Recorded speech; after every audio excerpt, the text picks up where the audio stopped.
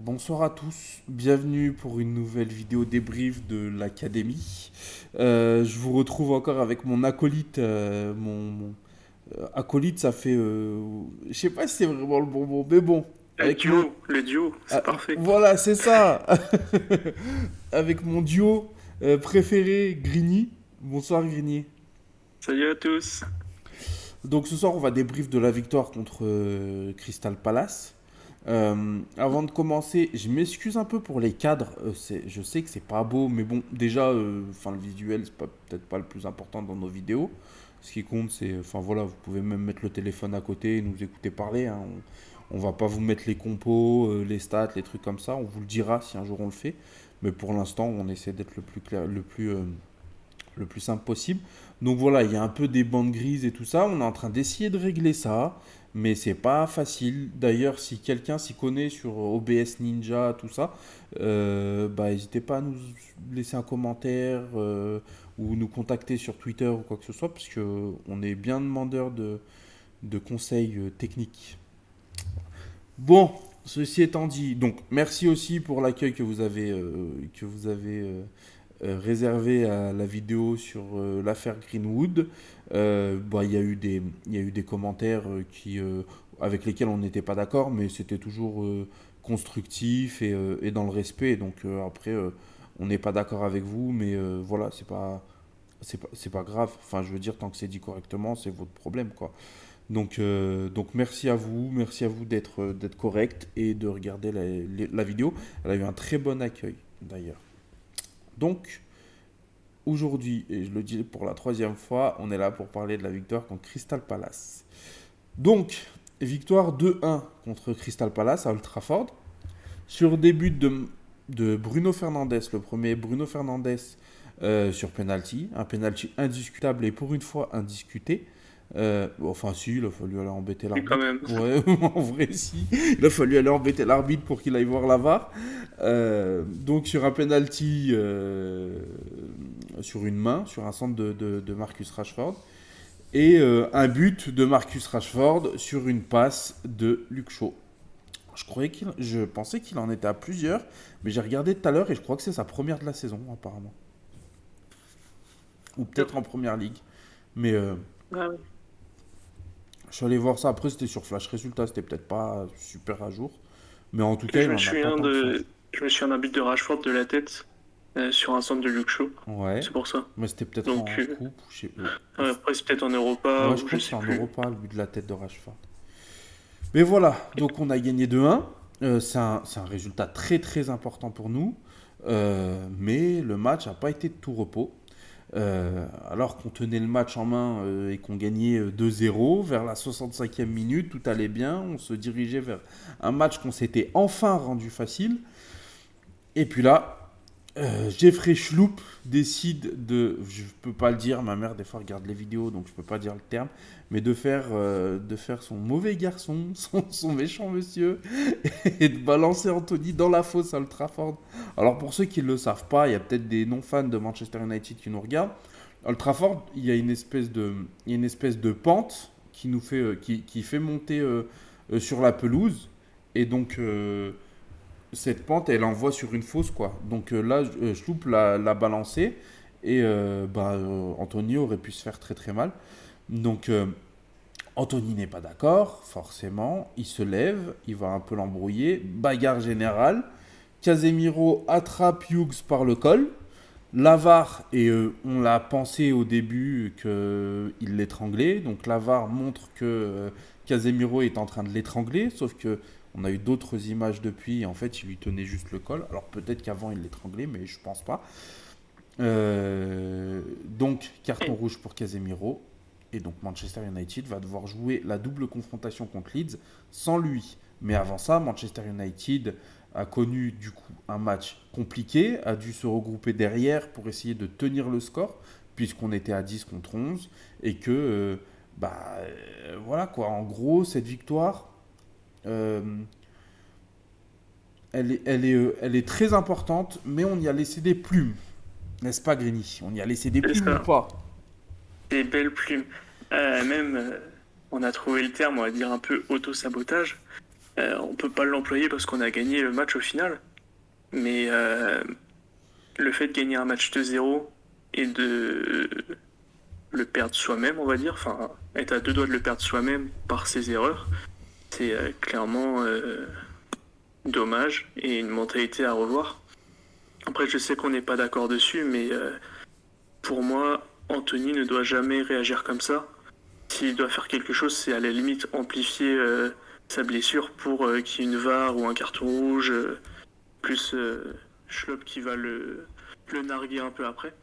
Je pense que c'était ce qui était à faire plutôt que de réagir. Et vu qu'il a réagi, les autres joueurs sont arrivés et ça a empiré le truc.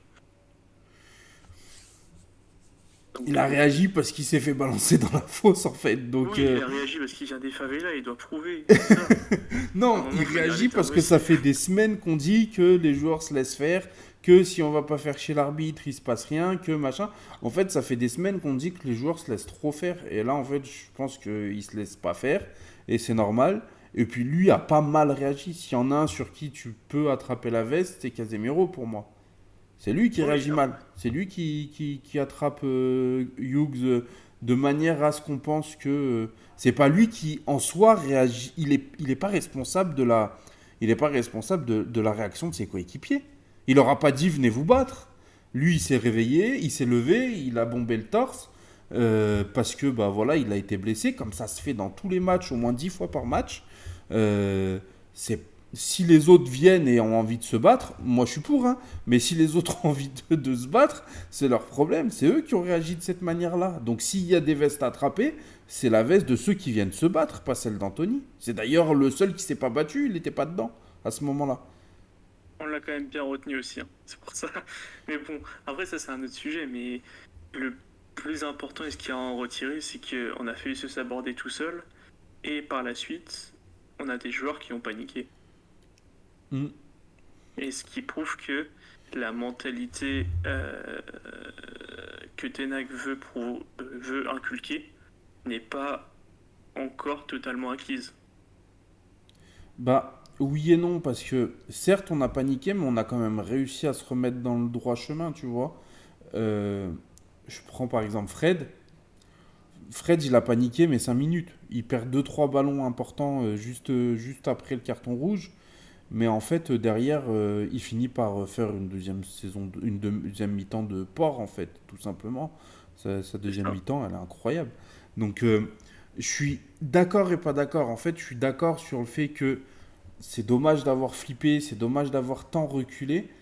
C'est dommage d'avoir perdu des ballons, de leur avoir laissé le jeu et de les avoir laissés espérer, parce que s'ils marquent, c'est parce qu'ils espèrent un petit peu.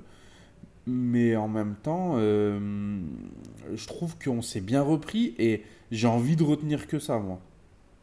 Ok. Après, moi, je disais, il y a des joueurs, c'est que j'en ai deux en particulier en tête surtout, qui m'ont vachement déçu. C'est Shaw. Mais à partir de l'expulsion, son côté, c'était Théodore là, Olise. Et il se baladait, quoi. Il avait 4-5 mètres à chaque fois pour dribbler, pour faire un centre, il faisait ce qu'il voulait. Alors que Shaw l'a quand même bien géré sa première mi-temps, enfin ses 70 premières minutes dans l'ensemble. Donc j'ai pas compris.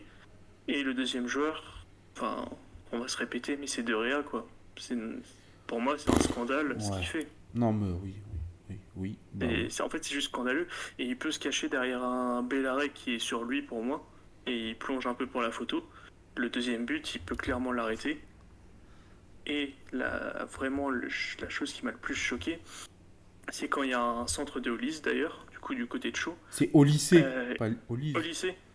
Ok, j'ai toujours appelé Hollis. Bref. Du coup, il envoie un centre où il reste que nos défenseurs, il n'y a aucun risque. Il la capte, il doit la capter, se mettre par terre, perdre 30 secondes, une minute, quitte à avoir un avertissement de l'arbitre. Ça calme tout le monde et au moins on est serein. Lui, ce zigoto, là, il pense qu'à mettre un ballon du poing, le remettre à l'adversaire. L'adversaire qui le récupère et qui a deux doigts de marquer. Parce que Mateta, si Bruno la dévie pas, c'est 2-2, quoi. En fait, moi, ça m'embête parce que on va donner l'impression de s'acharner, mais en fait, c'est chiant parce qu'il nous donne à manger toutes les semaines, quoi. Et Moi, j'aimerais bien arrêter de parler de lui, arrêter de lui tomber dessus parce qu'il n'est pas autoritaire, parce qu'il n'est pas sûr. Mais quand ton équipe elle est en train de galérer, c'est criminel de pas être rassurant à ce point-là. C'est très bien son arrêt réflexe. Je pense pas qu'il plonge pour la photo parce qu'elle est sur lui, mais elle est à bout portant, donc il faut quand même. Mais merci pour les arrêts réflexes, mais enfin vraiment, surtout quand on voit que les matchs avec Butland et Eaton, bah Butland et Eaton le remplissent mieux ce rôle-là, quoi. Donc c'est vraiment pesant de l'avoir dans les cages à force, hein. Moi, honnêtement, j'avais plus peur de De Gea qui ne sorte pas sur un ballon anodin plutôt que Crystal Palace fasse une vraie attaque construite et Mhm. nous mette le 2-2, hein. Et je pense que beaucoup de personnes dans la fanbase, c'est ça, parce qu'on n'est pas rassuré avec ce goal. Après, par contre, moi, alors, pour Luke Shaw, peut-être, peut-être que le fait de moins attaquer et de rester à défendre laisse plus d'espace à Olise et lui a permis un peu plus de. En fait, d'attaquer tranquillement sans se dire que Shaw va partir dans son dos, tu vois. Parce qu'il savait Ok. qu'à ce moment-là, on était en train de. Et quand t'as que besoin d'attaquer et pas de défendre, bah c'est plus facile pour l'ailier, je pense. C'est une, Mm. c'est une piste, hein. Mais je pense, moi, quand même, que ça a dû jouer quand même. Le fait que, à un moment, il était obligé de rester derrière et de défendre. Sachant qu'il n'y avait plus Casemiro aussi, donc c'était aussi moins facile pour lui, puisque l'équipe était moins équilibrée. On le sait, le rôle de Casemiro, c'est d'équilibrer l'équipe. Et ça, Sabitzer, même si je trouve que son entrée est très intéressante, c'est pas son rôle et Fred n'a jamais su le faire non plus. Donc je trouve que Shaw a quand même un peu des circonstances atteignantes, même si sa deuxième mi-temps elle est pas bonne, hein. Enfin, il fait Mm. même une faute, il fait même une faute débile à un moment. Je me dis c'est le remake du match d'il y a 3 semaines. Mais bon, après heureusement sans frais. Mais tu vois, pour répondre à cette histoire de joueurs qui stressent, je trouve quand même qu'il y a eu un moment où les joueurs ont réussi à se poser, c'est quand Ten Hag a fait ses changements. Quand il les a Ouais. fait, je me suis dit, mais non, tu peux pas rester à 52 derrière comme ça, faire rentrer deux défenseurs et sortir des joueurs plus offensifs. Mais en fait, force est de constater que ça a juste stabilisé l'équipe et qu'on a commencé à contrôler le match à ce moment-là, quoi. Après, où je te rejoins sur sa tactique, enfin son adaptation tactique, comment il a réagi. Tu parlais de Luke Shaw qui, comme on n'attaquait plus, laissait de la place à ses défenseurs. Pourquoi pas rentrer Malacia et resserrer Shaw dans l'axe comme il a déjà fait et mettre Malacia en chien de garde sur Olysée parce que c'était leur joueur phare. Bah, c'est possible. C'est Après, aussi un point. ça, oui, c'est vrai que c'était possible à faire. Mais voilà, moi, je trouve quand même que ces ajustements tactiques. Aujourd'hui, je trouve qu'il fait un bon match. Il fait un match qui est risqué parce que les choix qu'il fait, ils sont risqués. Et j'adore quand le coach prend des risques et se dit, bon, bah, on va jouer le tout pour le tout et qui se dit pas juste, bon, bah, on va sortir Rashford, on va faire rentrer Sabitzer, comme ça, on va faire sortir Garnacho, on va faire rentrer Sabitzer, comme ça, bah, ça compense un petit peu au niveau défensif. Et puis voilà, tu sais, c'est la facilité. Et moi, je trouve qu'il a fait des très bons choix.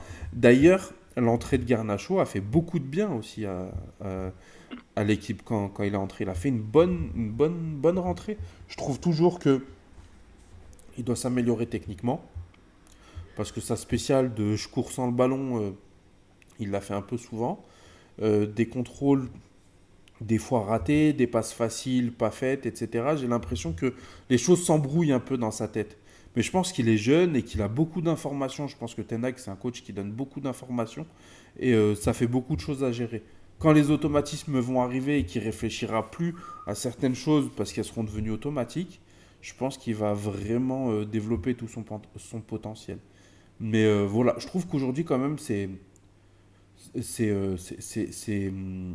changements ont été bons, tu vois. Enfin, Bah, après, c'est le genre de changement. Si on gagne le match, on dit que c'est des bons changements. Si on perd le match, on dit que c'est catastrophique. exactement.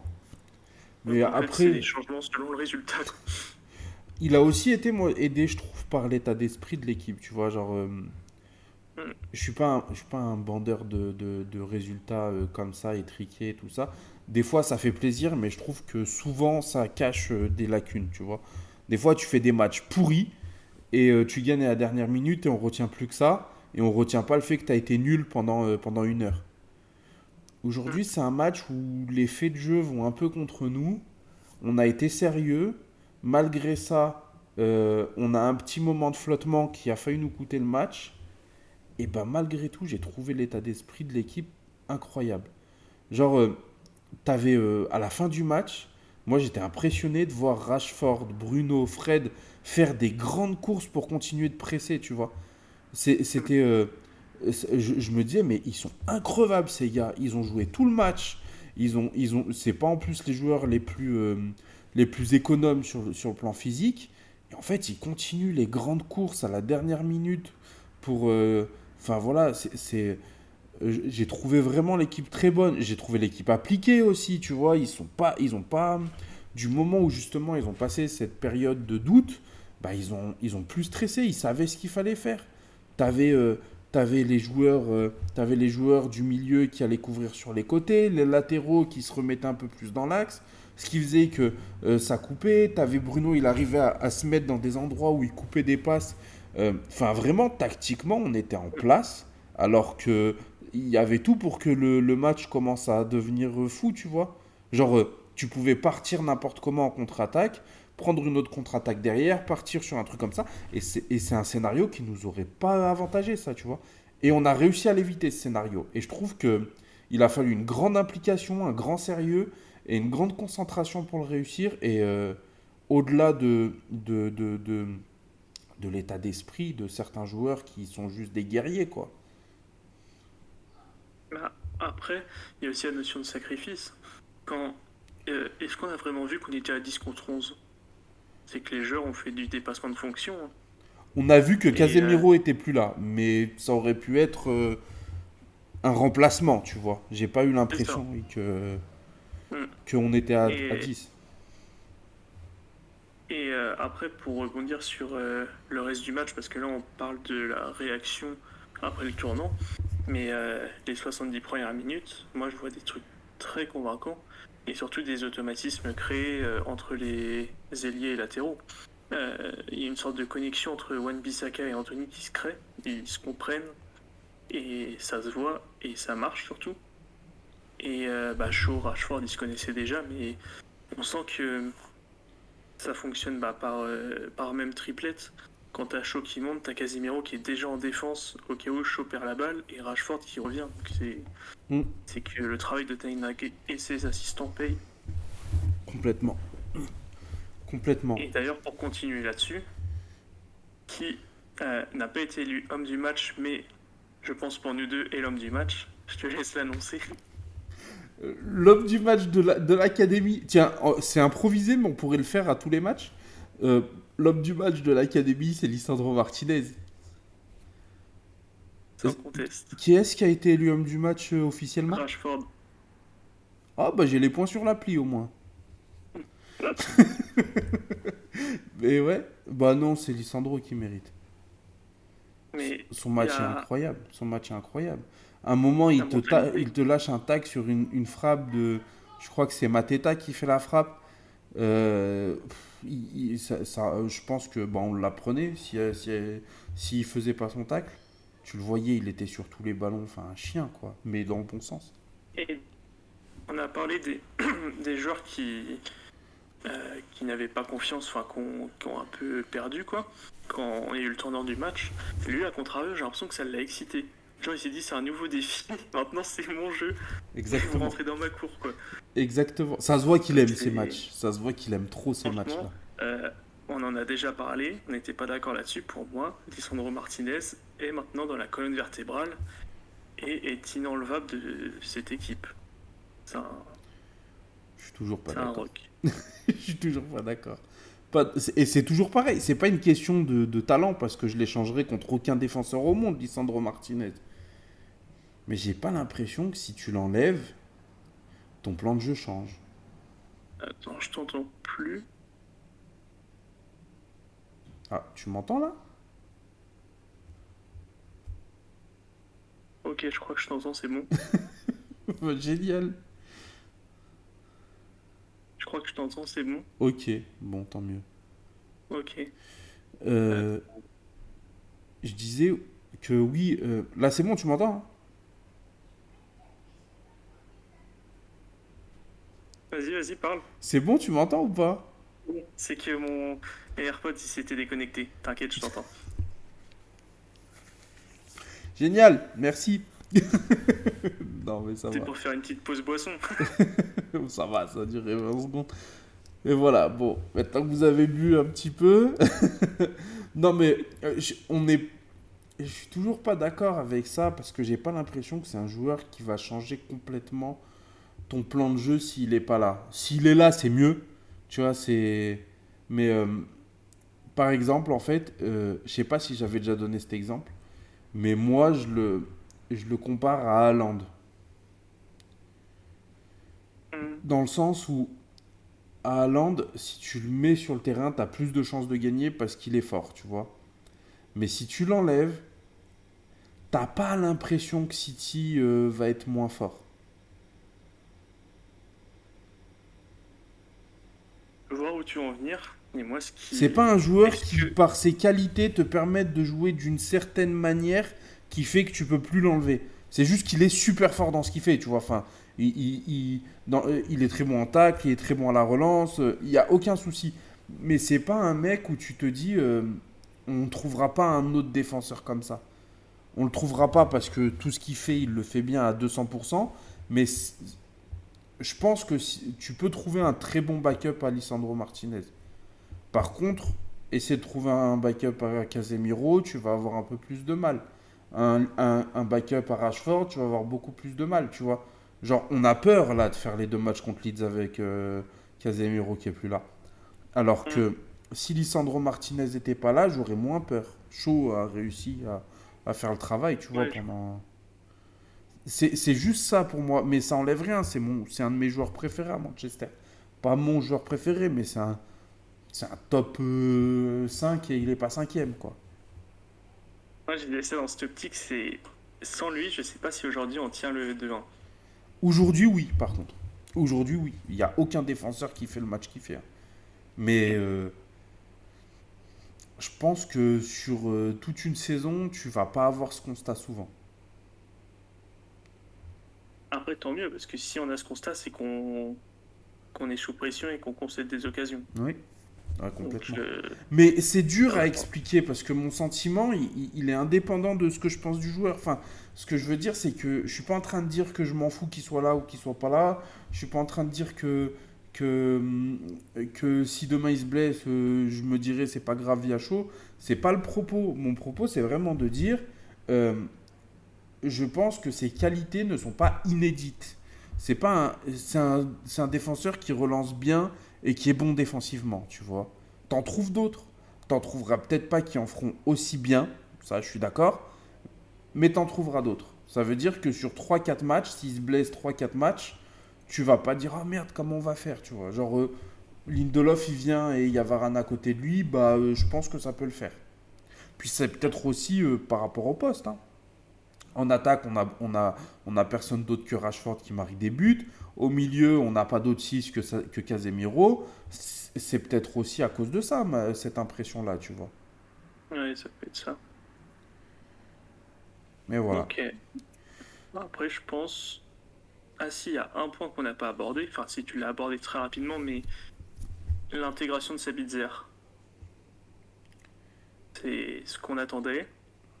Il n'a pas eu le temps de beaucoup se démarquer et tout, mais rentrer dans un match comme ça, c'est très compliqué. Il est arrivé, il a pas eu peur, il a pris la balle, il a fait ses différences. Il a mis quelques tampons aussi, j'ai bien apprécié. On peut rien demander de plus. Et là, maintenant, le vrai test, c'est Casemiro sera pas là pour les 3 prochains matchs. Du coup, sa place de titulaire, je pense, est quasiment assurée. Ça risque d'être un Sabitzer Fred, vu que Ouais. McTominay est blessé. Donc, à lui de marquer des points. Et il le fera, j'en suis sûr. Oui. Ok, bon, on est sur une vidéo de 25 minutes, ce qui est ma foi correct. Mm. Je pense qu'on a fait le tour du débrief de ce match contre Crystal Palace. On se retrouve très vite pour le débrief du match contre Leeds. Bon, Et on se 4 retrouve jours. dans 4 jours, c'est ça. On se retrouve demain soir pour le live Twitch pour ceux qui veulent. Donc on va faire le live Twitch, on va parler toute la semaine. Il y aura le match contre Nottingham Forest, il y aura l'histoire Greenwood, j'imagine, même si on en a quand même pas mal dit. Il y aura aussi ce match, la suite. Donc voilà, n'hésitez pas à venir sur Twitch demain vers 20h. Bon, le meilleur moyen, c'est de vous abonner et de prendre les notifs, hein, comme ça vous ne raterez rien, quoi. Et puis d'ailleurs aussi sur Twitter, parce que des fois on va le dire sur Twitter. Donc dans le doute, faites les deux. Abonnez-vous sur Twitch et sur Twitter. Comme ça, vous aurez tout. Vous raterez rien. Puis là, sur YouTube aussi, parce que sinon vous allez rater les vidéos aussi. Donc, dans le doute, je vous conseille de vous abonner aux trois. Après, c'est un conseil. Vous faites comme vous voulez. Donc voilà. Bon, eh bien, à bientôt. Mm. Passez une bonne soirée. Et Bonne salut. soirée à tous. Ciao. Salut.